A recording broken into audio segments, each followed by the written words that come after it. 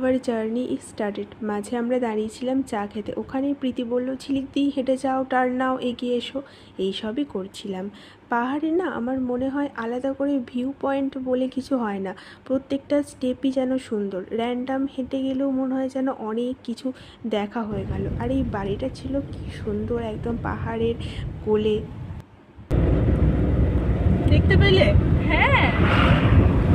আর ওই সাইডটা পুরোটাই মেঘ, এতই মেঘ যে কিচ্ছু দেখা যাচ্ছে না নিচে। ওদিকেও অনেক পাহাড় আছে, কিন্তু মেঘের কারণে ওগুলো কিছুই আমরা দেখতে পাচ্ছিলাম না।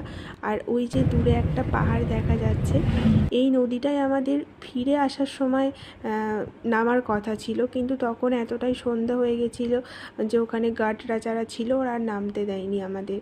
আর এভাবে জানলা দিয়ে মুখ বাড়িয়ে ভিডিও করার একটা খুব আমার ইচ্ছে ছিল, সেটাই পূরণ করলাম। যদিও এই ভিডিওটা ভালো হয়নি ঠিকঠাক, আমার মানে বসাটা ঠিক হয়নি, তো আরেকটা করেছি অন্যরকমভাবে।